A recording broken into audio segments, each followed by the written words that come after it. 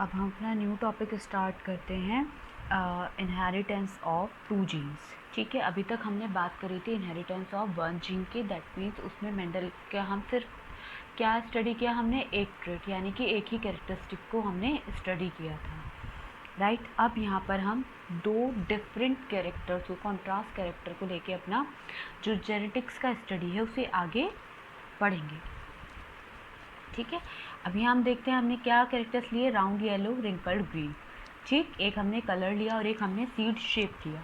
ठीक है, और मैंने आपको पहले भी बताया था कि कैपिटल आर और ये कैपिटल लेटर या स्मॉल लेटर डिनोट करते हैं डोमिनेंसी एंड रेसेसिव कंडीशन को, लेकिन ये हम रिजल्ट आने के बाद डिसाइड करते हैं कि कौन सी जो ट्रेट है वो डोमिनेटिव है और कौन सा ट्रेट रेसेसिव है। लेकिन यहाँ पर हम पहले क्यों लिख रहे हैं, क्योंकि हम रिज़ल्ट आ चुका है हमारा और उसी लॉ को हम स्टडी कर रहे हैं। ठीक है, तो इसीलिए हमें पता है कि जो हमने लॉ आया था उसमें जो राउंड येलो है वो ज़्यादा पॉपुलेशन में दिखा था, डोमिनेटिव कैरेक्टर था। ठीक है, तो पहले से पहले मैंने आपको बताया भी था कि हम पहले से पहले किसी भी ट्रेट को देखकर नहीं बता सकते कि डोमिनेंट होगा या रिसेसिव होगा। अब यहाँ हमने इनका क्रॉस कराया और यहाँ पर सेम वही पहले जैसा ही प्रोसेस होगा, सेल्फिंग कराएंगे F1 जनरेशन की। ठीक है, यहाँ पर मैंने पुनेट स्क्वायर इस शेप में बनाया है, आप इसको ऐसे चौकोर या स्क्वायर शेप में भी आप बना सकते हैं। तो ये आपने 10th में भी पढ़ा होगा, इसको बहुत ज़्यादा डिटेल में मुझे लगता नहीं आपको बताने की ज़रूरत है, क्योंकि ऑलरेडी आप 10th में इसको पढ़ चुके हैं, लेकिन फिर भी मैं आपको यहाँ पर से डिस्क्राइब करूँगी। इसको हम बोलते हैं डाईहाइब्रिड क्रॉस। ठीक है, हमने यहाँ पर क्या किया, जब हम इसको ऐसे स्क्वायर शेप में बनाते हैं तो यहाँ पर लिखते हैं और इधर की साइड लिखते हैं। यहाँ पर हम फीमेल ट्रेट को शो करते हैं, यहाँ पर हम मेल को। ठीक है, अब यहाँ पर हमने क्या किया है, फीमेल, ये सारे फीमेल ट्रेट शो कर रहे हैं और ये मेल। अब आर वाई का मल्टीप्लाई हमने किया तो यहाँ पर ये आया, फिर ये स्मॉल आर स्मॉल वाई, इससे इसका किया, यहाँ ये आया, फिर इसमें इसका किया, यहाँ हमें अगेन ये आंसर मिला।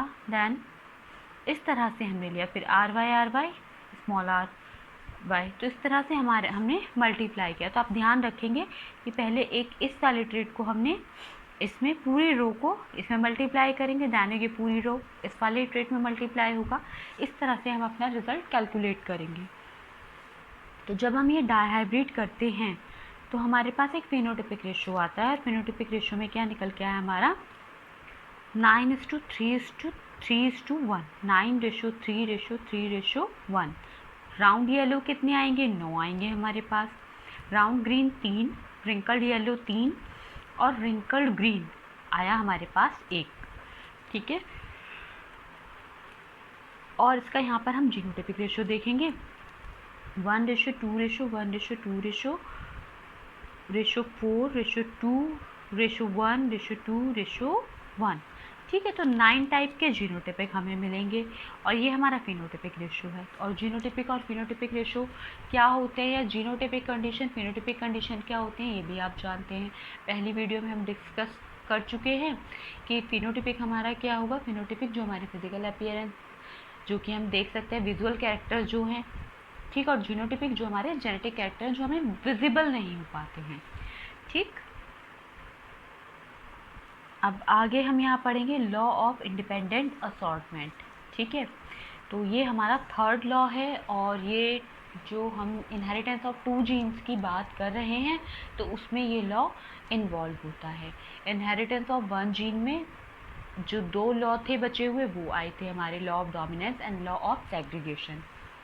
तो देखते हैं ये लॉ हमें क्या बताता है। When two pairs of traits are combined in a hybrid, segregation of one pair of trait is independent to the other pair of trait. That means जब हम क्या कर रहे हैं, कॉम्बिनेशन किया हमने टू पेयर्स का, हाइब्रिड बनाया। हाइब्रिड भी मैं आपको बता चुकी हूँ क्या होता है ना। कॉन्ट्रास्ट ट्रेट ले रहे हैं हम और अलग अलग स्पीशीज़ के जो बेस्ट इंडिविजुअल्स होंगे उन्हें हम हाइब्रिड क्रॉस करा के जो हमारे पास रिजल्ट आएगा उसे हम हाइब्रिड बोलेंगे। ठीक, तो वन पेयर ऑफ ट्रेट का एक पेयर स्वतंत्र है, बिल्कुल इंडिपेंडेंट है खुद को एक्सप्रेस करने के लिए, वो किसी दूसरे पे डिपेंड नहीं करेगा। ठीक है, The law of independent assortment is not applicable for the genes located on the same chromosome, that is linked gene. अभी हम आगे लिंक जीन की भी बात करेंगे। तो ये जो लॉ है किसके ऊपर अप्लाई नहीं हो रहा है? जो लिंक जीन है। लिंक जीन मतलब जो एक ही क्रोमोसोम पर लोकेट है जीन्स, उनके ऊपर ये अप्लाई नहीं होगा। This law based upon the result obtained in dihybrid cross Mendel's 9:3:3:1 dihybrid ratio is ideal ratio। तो ये जो पूरा लॉ है बेसिकली जो डिपेंड था, ये मेंडल ने जो डाईहाइब्रिड क्रॉस किए उन्होंने अपने इस क्रॉस के ऊपर एक लॉ बना दिया और ये लॉ 110% उसी डाईहाइब्रिड क्रॉस के ऊपर एकदम फिट बैठता है, बाकी के ऊपर ये फिट नहीं बैठता। ठीक है, और ये एकदम आइडियल रेशो है। अगर हम इस तरह से लेके पी प्लांट का और इस तरह से हम स्टडी करेंगे तो हमें भी यही रेशो निकल कर आएगा, ये आइडियल रेशो है। The distribution of one pair of alleles for a contrasting characters into the gametes is independent of the distribution of the other pair of alleles for another contrasting character। ठीक है, तो distribution of one pair of allele for contrasting character into the gamete is independent of the distribution of the pair of allele for another contrasting character. Means जो one pair allele है वो independent है gamete में खुद को, मतलब gamete में distribute होने के लिए इंडिपेंडेंट है, उससे कोई किसी और ट्रेट की रिक्वायरमेंट नहीं पड़ेगी या कोई और ट्रेट उसको अफेक्ट नहीं करेगा।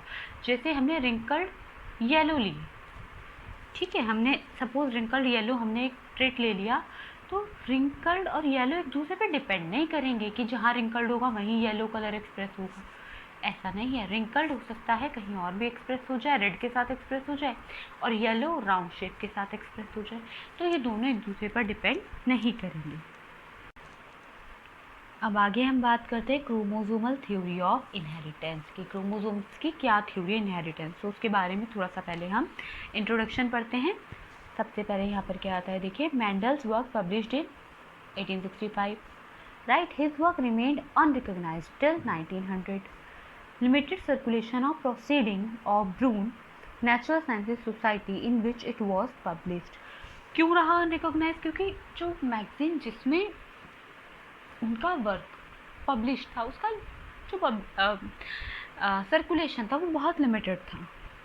ठीक है, तो ऐसा नहीं था कि वो सारे वर्ल्ड में डिस्ट्रीब्यूट हो रही है, बहुत सारे उसके पब्लिशर्स हैं जो उसे परचेज करके सेल आउट कर रहे हैं, ऐसा कुछ नहीं था, बहुत लिमिटेड सर्कल था, तो इसलिए ज़्यादा लोगों को उनके इस वर्क के बारे में पता नहीं चला।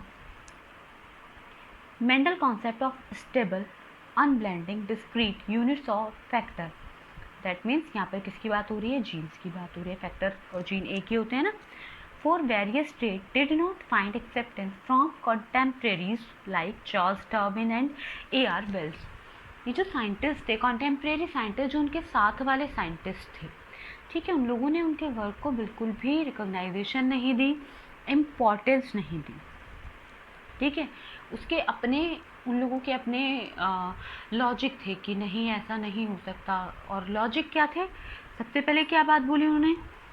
His approach of using mathematical and statistical analysis to explain biological events was totally new, unacceptable to many biologists। ठीक, सबसे पहली बात तो यही हुई कि मेंडल ने जो अपनी रिसर्च को एकदम फ्रेमवर्क दिया था, ठीक है, बिल्कुल जो एक्यूरेट अप्रोप्रिएट उन्होंने अपने रिजल्ट दिए थे, वो किस वजह से दे पाए? क्योंकि उन्होंने अपने जो भी डेटास थे उनमें मैथमेटिक अप्रोच लगाई। और बायो में मैथ्स का इन्वॉल्वमेंट बहुत पहली बार हुआ था, इससे पहले कभी हुआ नहीं, तो साइंटिस्ट के लिए बहुत अलग सी चीज़ थी कि भाई कैसे हो सकता है बायो में मैथ्स की कैलकुलेशन कैसे डाल दी इन्होंने, ऐसा तो हो ही नहीं सकता। ठीक है, तो ये बहुत बड़ी मतलब सरप्राइजिंग चीज़ थी लोगों के लिए, उन्हें लग ही नहीं रहा था कि ऐसे कैसे हो सकता है कि बायो के डेटाज हैं तो बायो के उसमें ही प्रूव करें, ये मैथ्स के अकॉर्डिंग कैलकुलेशन, ये रेशो 9, ये रेशो 3:3:1 कैसे हो सकता है, ये सब चीज़ें एक्सेप्टेबल नहीं थी। Then he could not provide any physical proof दूसरा क्या हुआ, वो कोई फिजिकल प्रूफ अपनी स्टडी का नहीं दे पाए। ठीक है, वो प्रूफ नहीं कर पाए कि मैंने इस तरह से स्टडी किया है पूरा और मेरा रिजल्ट निकल के आया है, इन स्टडीज़ पे बेस्ड है। तो कोई लैब प्रॉपर एपरेटस उनके पास, कुछ इस तरह की चीज़ें नहीं थी। नो डिस्कवरी ऑफ क्रोमोसोम, तब तक क्रोमोसोम की डिस्कवरी भी नहीं हुई थी। अब जो क्रोमोसोम की डिस्कवरी नहीं हुई थी तो उनके बारे में मतलब कि एक जनरेशन से दूसरी जनरेशन में कैरेक्टर जा रहे हैं, जीन्स फैक्टर जिसको उन्होंने बोला कि फैक्टर और जीन्स, तो खैर एक ही चीज़ है, जीन्स बाद में आए टर्म, पहले तो फैक्टर ही बोला, लेकिन वो फैक्टर कैसे जा रहे हैं, तो क्रोमोसोम की हेल्प से ही तो जाते हैं जीन्स एक जनरेशन से दूसरी जनरेशन में। लेकिन तब तक कोई स्टडी नहीं हो पाई थी। ठीक, तो वो उसे भी कुछ प्रूव नहीं कर पाए। तो यही सारे रीज़न रहे कि उनकी जो डिस्कवरी थी उनको टोटली निगलेक्ट कर दिया गया, बिल्कुल अवॉइड कर दिया गया कि नहीं ये काम की चीज़ नहीं है, बिल्कुल टाइम वेस्टिंग है, इस पर टाइम लगाना बेकार है। उनके वर्क को कोई भी रिकॉग्नाइजेशन नहीं मिली। ठीक, अब देन हमारी एनसीईआरटी में गिवन है comparison between chromosome and gene. इसको एनसीईआरटी से आप रीड करेंगे, आप देखेंगे कि जीन्स और क्रोमोसोम्स में कोई भी डिफरेंस नहीं है, दोनों सेम चीज़ें हैं।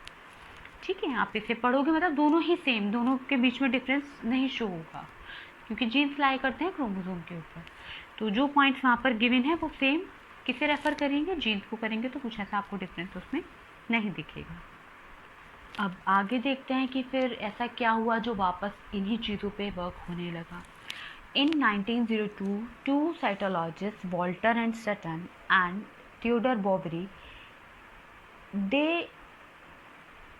ये वॉल्टर एंड सटन नहीं है, वॉल्टर सटन सेम नेम है। ठीक है, they pointed out that the separation of chromosome during meiosis could serve as the cytological basis of these two postulates।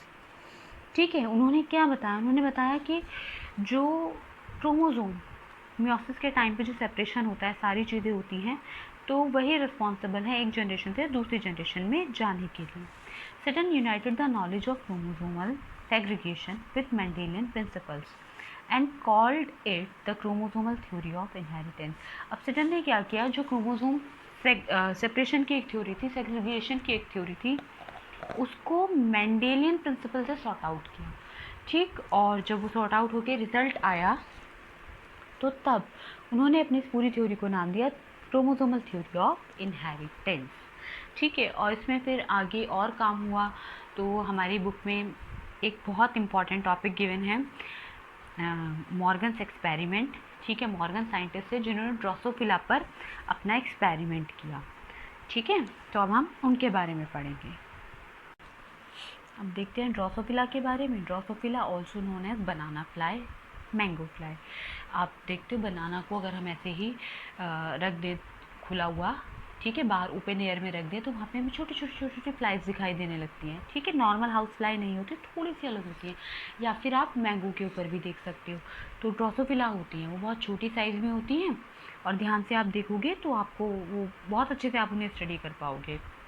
ठीक, पहचान पाओगे, रिकॉग्नाइज कर पाओगे अच्छे से। तो उनको बनाना फ्लाई और फ्रूट फ्लाई भी कहते हैं। In mango and banana oxygen is present in high amount which leads high growth of yeast cell and fruit fly feed on that. तो रीज़न क्या है कि फ्रूट फ्लाई उन्हीं के ऊपर आती हैं, तो उसका रीज़न सिंपल सा एक है कि ऑक्सीजन प्रेजेंट होता है हाई अमाउंट में, और वो किसके लिए हेल्प करता है, यीस्ट की ग्रोथ में। और यीस्ट की ग्रोथ जो होती है फ्रूट फ्लाई को फीड करने के लिए ज़रूरी होती है। जो फ्रूट फ्लाई है, बनाना फ्लाई है, मैंगो फ्लाई है हमारी, वो उसके ऊपर फीड करती है। Drosophila also known as jackpot of genetics. Jackpot of genetics क्यों कहते हैं, क्योंकि बहुत ज़्यादा मतलब बहुत अच्छे से इसके ऊपर स्टडी किया गया, सारी चीज़ें बहुत वेराइटीज़ में ट्रेड्स की मिल गई। ठीक है, बहुत छोटा लाइफ स्पैन मिल गया, तो क्रोमोसोम नंबर भी कम मिल गया, तो इजीली इसमें अच्छे से स्टडी किया गया, बहुत ज़्यादा उलझने नहीं आ पाई। ठीक, वरना जेनेटिक्स की स्टडी करना इतना आसान नहीं होता। थॉमस हंट मॉर्गन, साइंटिस्ट जिन्होंने इसके ऊपर वर्क किया, also known as father of experimental genetics. Experimental genetics, father of experimental genetics भी कहते हैं। और क्या कहते हैं, Morgan known as flyman of genetics. Flyman of genetics use होता है, तो ये दोनों नाम हैं उनके। एक्सपेरिमेंटल जेनेटिक्स क्योंकि जेनेटिक्स में सबसे पहले जो एक्सपेरिमेंट प्रूव किया, एक्सपेरिमेंटल प्रूफ दिया, वो इन्होंने ही दिया। अब सेम ऐसे कि मेंडल ने पी प्लांट क्यों चूज़ किया था, उसके हमने रीज़न पढ़ लिए वाई। अब यहाँ पे कि भाई क्यों सिर्फ ड्रोसोफिला मेलेनोगेस्टर, ये इसका पूरा नाम है, आप ध्यान रखेंगे। ड्रोसोफिला मेलेनोगेस्टर किसका पूरा नाम है? फ्रूट फ्लाई का, जिसे हमने शॉर्ट में ड्रोसोफिला लिखा है। फ्रूट फ्लाई स्मॉल, छोटी है बिल्कुल, can be easily grown on simple synthetic medium, मतलब इसको ग्रो कराने के लिए कोई बहुत हमें महंगा कोई मीडियम नहीं चाहिए होता, छोटे सिंथेटिक मीडियम पे भी ये ग्रो कर जाएगी। बनाना है मैंगो का, कुछ इस तरह से कल्चर कराएंगे हम, उस पर इजीली ग्रो करा सकते हैं। हमें बहुत ज़्यादा पैसे इसमें इन्वेस्ट करने की ज़रूरत नहीं कि बहुत महंगे महंगे केमिकल लेके हमें करना है। Fruit fly has shorter life span, 2 week की लाइफ स्पैन है, तो रिज़ल्ट हमें हमारा क्विकली मिलेगा। अगर किसी की लाइफ स्पैन हो 1 साल 2 साल 3 साल, तो 3 साल तो पहले हम उसे ग्रो करेंगे, फिर उसकी आगे आने वाली जनरेशन का 3 साल हम इंतज़ार करेंगे। तो सोचो हमारा एक्सपेरिमेंट कहाँ से कहाँ पहुँचेगा। ये 2 वीक में पूरा एक्सपेरिमेंट हम रिज़ल्ट अपना देख सकते हैं। Present of many hereditary variations which can be easily seen under the low power microscope। तो जो variations हैं इसके अंदर वो हमें low power microscope में easily दिख सकते हैं, और आप लोग भी अपनी बायो लैब में इसके बारे में स्टडी रिसर्च वर्क कर सकते हैं, क्योंकि हमारे पास चीज़ें अवेलेबल हैं। हमारे पास माइक्रोस्कोप है तो उसमें हाई पावर भी है, लो पावर भी है, लो पावर में हम इजीली उसको देख सकते हैं। ठीक, आगे देखते हैं और क्या रीज़न है। ये बहुत ही इंटरेस्टिंग एक्सपेरिमेंट रहता है जो ड्रोसोफिला मेलेनोगेस्टर का हम लोग करते हैं, और अगर हम इस पर वर्क करना चाहें तो बहुत ही मज़ा आएगा। अगर आप लोग इस पर वर्क करना चाहें तो बहुत ईजीली आप कर सकते हैं, और बहुत मज़ेदार लर्निंग एक्सपीरियंस रहेगा आपका। After single meeting can produce 100 of progeny. एक ही मीटिंग में, एक ही इंटरकोर्स के बाद ये कितने बच्चे दे सकती है? 1000। Clear differentiation between male and female, ये भी एक इम्पॉर्टेंट चीज़ है, क्योंकि अगर मेल और फीमेल में क्लियर डिफ्रेंसिएशन नहीं होगा तो हमारा रिजल्ट कैसे आएगा, मतलब कन्फ्यूज़न रहेगा बहुत ज़्यादा। मेल स्मॉल है, XY क्रोमोसोम है, और फीमेल कैसी है? लार्जर है, XX क्रोमोसोम ऐसे हैं। Small number of morphological distinct chromosome कितने हैं? 8, 4 पेयर है। ठीक है, अब यहाँ हम देखेंगे लिंकेज एंड रिकॉम्बिनेशन क्या होता है, फिर इसके बारे में हम इसका एक्सपेरिमेंट आगे पढ़ेंगे। बीच में एक हमारा टॉपिक आता है लिंकेज एंड रिकॉम्बिनेशन, तो उसको देखते हैं हम। Genes which are present on same chromosome are called linked gene. Tendency to link during transmission is known as linkage. एक ही जीन क्रोमोसोम पर जो जीन्स प्रेजेंट होते हैं उन्हें लिंक जीन बोलते हैं, और जो उनकी टेंडेंसी है खुद को ऐसे एक्सप्रेस करने की एक दूसरे के साथ, उसे हम बोलेंगे linkage. Bateson and Punnett first talked about linkage. इन दोनों ने सबसे पहले बताया जैसे क्रोमोसोम है ABC जीन DEF, तो ये जो ABC जीन है ये ऊपर वाले पार्ट पे, DEF नीचे, तो इन तीनों को हम लिंक्ड जीन बोलेंगे, लिंक्ड जीन। और अभी हमने बात करी थी कि जो इंडिपेंडेंट असॉर्टमेंट वाला लॉ है वो लिंक्ड जीन पर अप्लाई नहीं होगा। ठीक है, तो ये बात ध्यान रखेंगे। Genes which are present in a linear fashion on chromosome, linear मतलब एक लाइन वाइज पैटर्न में। Link gene can be separated by crossing over, और किसके थ्रू सेपरेट होंगे? क्रॉसिंग ओवर के थ्रू। हमें अच्छे से पता है दोनों पार्ट अलग होके किसी और क्रोमोसोम के साथ अटैच हो जाते हैं, तो ये बात तो हम बहुत अच्छे से जानते हैं, और मियोसिस में हमने क्रॉसिंग ओवर के बारे में पढ़ा है। तो अभी टाइम है उस मियोसिस का जो क्रॉसिंग ओवर था उसे रिवाइज करने का, तभी हम आगे के कॉन्सेप्ट समझ पाएंगे। Crossing over exchange of segment between the homologous chromosome. तो क्रॉसिंग ओवर की डेफिनेशन यहाँ पर आ गई है एक बार। Exchange of segment between homologous chromosome, जैसे यहाँ पे एग्जांपल दिया है ABCD दोनों होमोलोगस क्रोमोसोम्स हैं। ठीक, यहाँ हमने जीन्स को कैपिटल्स में शो किया है, यहाँ पे स्मॉल में शो किया है। अब यहाँ पर क्या होगा, जब ये लिंक्ड होंगे, रिकॉम्बिनेशन होगा। रिकॉम्बिनेशन पे होने पर देखो A स्मॉल A इधर चला गया, कैपिटल इधर आ गया, B capital, small B capital C, small C small D capital D, तो इस तरह से ही हुआ। Number of chromosomes in haploid organism is equals to linkage group, मतलब हैप्लॉइड क्रोमोसोम्स जैसे हमारे कितने हुए 23, तो दैट मीन्स कि 23 लिंकेज ग्रुप हैं हमारे पास। इस चीज़ को आप ध्यान रखेंगे, ठीक है। अब यहाँ पर आप देख सकते हो ह्यूमन क्रोमोसोम के एग्जाम्पल है 44, 45, 46, 44, 45, 46। नंबर ऑफ लिंकेज कितने होंगे 23 प्लस 1 इन अ ग्रुप, ठीक है। 23 प्लस 1 इन अ ग्रुप कर देंगे, क्योंकि हमारा जो x है और xy है वो सेपरेट होता है। फिर पता है ना हमें कि जो फादर का x और मदर का x मिलकर गर्ल बनता है, फादर का y मदर का x मिलकर बॉय बनता है, तो ये उस कंडीशन को यहाँ पर दिया हुआ है, ठीक है।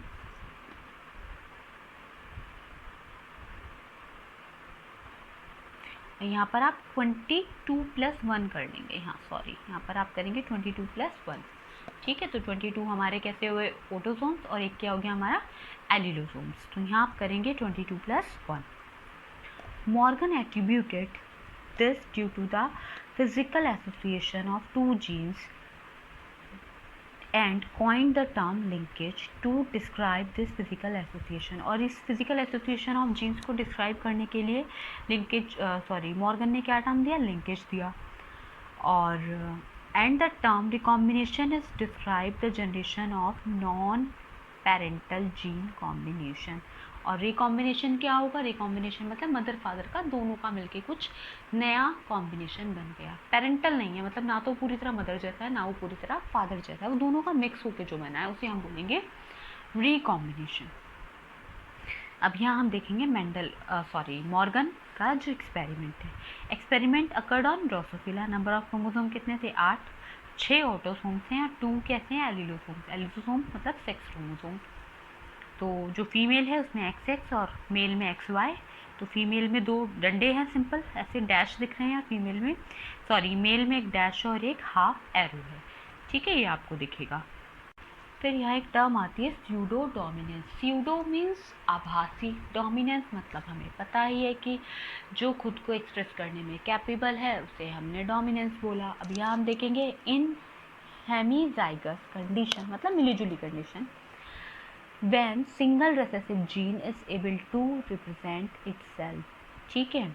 तो अगर एक ही जीन है और वो खुद को एक्सप्रेस करने में कैपेबल है तो उसे हम बोलेंगे, क्या बोलेंगे उसको हम, स्यूडो डोमिनेंस।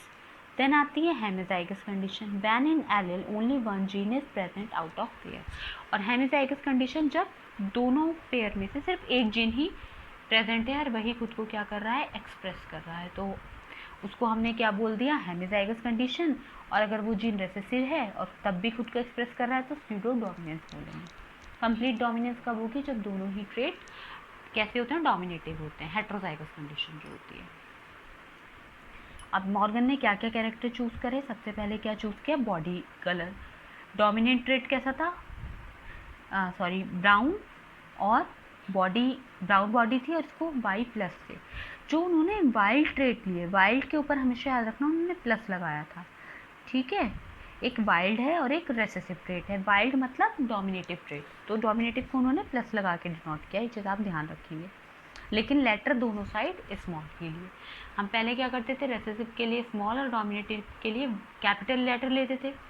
लेकिन यहाँ पर क्या किया है, यहाँ पर दोनों साइड लेटर कैसे लिए हैं, स्मॉल लिए हैं, लेकिन जो डोमिनेटिव ट्रेट है उसको प्लस लगा के शो किया है। आई कलर कैसा है, रेड आई, उसे W से शो किया। रेसेसिव कैसा है, वाइट है। इन्होंने जो रेसेसिव वाले कलर है ना उन्हें ले लिया, रेसेसिव वाले लेटर्स को लेके बस उसके ऊपर क्या लगा दिया, प्लस लगा दिया है।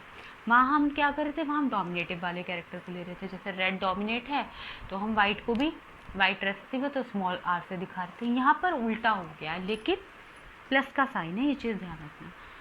इसमें नॉर्मल विंग्स हैं और यहाँ पे मिनिएचर है, यहाँ पर छोटे विंग्स हैं। ये यहाँ पर पूरा एक्सपेरिमेंट गिवन है, मैप गिवन है, इसे देख के थोड़ा कन्फ्यूज़न होता है, लेकिन कन्फ्यूज़ होने की ज़रूरत बिल्कुल नहीं है। यहाँ cross A cross B 2 cross लिए उन्होंने, अलग अलग रिजल्ट उनका देखा। येलो वाइट, ठीक, यहाँ पे क्या है, वाइल्ड टाइप यानी कि डोमिनेटिव टाइप है, ठीक, कलर येलो वाइट था, ठीक है। और वहाँ पर क्या था, येलो वाइट, और वहाँ पर क्या था हमारा कलर, ब्राउन और रेड था। ठीक है, अब दोनों का क्रॉस कराया, एक डोमिनेटिव है एक रेसेसिव है। क्रॉस कराने के बाद हमारे पास निकल कर आए, हमने पहले इनका वो देखा, क्या कहते हैं, क्रॉस कराया, फिर हमने इसका रिजल्ट देखा। तो यहाँ पर क्या आया, जो पेरेंटल टाइप थे, मतलब बिल्कुल एज इट इज़ अपने पेरेंट्स जैसे थे 98.7%, और जो रिकॉम्बिनेंट होकर गैमेट्स हमें मिले थे वो थे 1.3%। सेम ऐसे ही यहाँ पर क्रॉस कराया, मिनिएचर, यहाँ पे विंग लिया है इन्होंने, वाइट कलर लिया है और विंग लिया है, यहाँ पर वाइट कलर है और विंग लिया है, नॉर्मल विंग। ठीक है, जब इनका फिर इन्होंने क्रॉस कराया तो जो गैमेट्स बनकर आए, गैमेट जो बनकर आए 62.8 कैसे थे पेरेंटल टाइप, और 37.2% कैसे थे हमारे रिकॉम्बिनेंट। अगेन फिर इनका क्रॉस कराया। ठीक, तो यहाँ पर हमें फिर इसी तरह का ये रिज़ल्ट मिल रहे हैं। ठीक है, तो ये अलग अलग हाइब्रिड्स के, ये एग्ज़ाम में ऐसे ड्रॉ करने के लिए नहीं आता है, जस्ट हमें मैप दिया हुआ है कि मॉर्गन ने अपना स्टडी किस तरह से किया। तो एक तरह से ये उनका क्रॉस पैटर्न यहाँ पर गिवन है। ठीक है, सिर्फ हमें इसको ध्यान में रखना है कि इस तरह से पहले क्या हुआ कि इन्होंने क्रोमोसोम का स्ट्रक्चर उन्होंने शो किया, उन्होंने कोई क्रॉस पुनेट स्क्वायर बना के कोई क्रॉस नहीं दिया, सिंपल लिया और उनको फिर एक दूसरे के साथ ऐसे रिकॉम्बिनेंट करके उन्होंने एक्सपेरिमेंट अपना शो कर दिया। ठीक है, अब आगे मॉर्गन ने फिर क्रोमोसोमल मैपिंग दी कि जो क्रोमोसोम है उन्हें मैप, मतलब जो क्रोमोसोम का मैप है उस पर जो जीन्स लोकेट है उन्हें किस तरह से हम कैलकुलेट करेंगे। तो सबसे पहले देखते हैं, genes are arrange linear on the chromosome, ये हमें पता है कि एक लाइन वाले पैटर्न में ये रहते हैं। रिकॉम्बिनेशन फ्रिक्वेंसी RF और क्रॉस ओवर वैल्यू सेम ही चीज़ है, are the graphical representation of the sequence and relatively distance between the various genes। तो COV अगर आपसे पूछे कि क्रॉस ओवर वैल्यू क्या होता है तो आप बताओगे कि एक क्रोमोसोम पर जो जीन है उनके बीच में जो डिस्टेंस है उसे हम COV बोलते हैं। ठीक है, डिस्टेंस और cross over units are called centimorgan unit. तो उनके बीच का जो डिस्टेंस है उसे हम किससे मेज़र करते हैं, सेंटीमॉर्गन यूनिट CM, उसे मैप यूनिट भी बोलते हैं। ठीक है, और ये फाइंड आउट कैसे करेंगे, सबसे पहले नंबर ऑफ रिकॉम्बिनेंट, मतलब जितने जीन जितने गैमेट रिकॉम्बिनेंट मिले। ठीक, और total number of offspring, suppose 100 offspring है, उसमें से 25 हमें मिल गए रिकॉम्बिनेंट, तो उसे 100 से मल्टीप्लाई करके हम अपना रिजल्ट निकाल लेंगे। Then recombination frequency is directly proportional to the distance between genes. तो डायरेक्टली किसके प्रोपोर्शन होती है, वो जो हमारे जीन्स के बीच में डिस्टेंस होगा। ठीक है, एग्जाम्पल भी गिवन है, देखो, if recombination frequency is 5%, it means distance between the genes is 5 map unit और सेंटीमॉर्गन यूनिट, मतलब जितना हमारे पास रिकॉम्बिनेशन फ्रीक्वेंसी आएगी उतना ही जीन्स के बीच में हमारा डिस्टेंस होगा। तो हमें यही चीज़ें याद रखनी है। इनहेरिटेंस ऑफ 2 जीन में हमें लॉ ऑफ इंडिपेंडेंट असॉर्टमेंट याद रखना है और क्रोमोसोमल थ्योरी ऑफ इनहेरिटेंस याद रखनी है, जिसमें कि इम्पॉर्टेंट हमारा जो मॉर्गन का एक्सपेरिमेंट है वो बहुत इंपॉर्टेंट है। लेकिन उसमें जो पूरा ये मैप गिवन है उस मैप के ऊपर बहुत एम्फसाइज नहीं करना, उसे बस अच्छे से रीड करना और हमें इसके सिंबल्स पता होने चाहिए, सेंटीमॉर्गन यूनिट क्या होती है, रिकॉम्बिनेशन और लिंकेज क्या है, ये सब चीज़ें हमें अच्छे से पता होनी चाहिए, तभी हम उस लॉ को अच्छे से जस्टिफाई कर पाएंगे। तो यहाँ पर हमारा ये टॉपिक ख़त्म होता है और अब हम अपना नेक्स्ट टॉपिक स्टार्ट करेंगे, सेक्स डिटर्मिनेशन।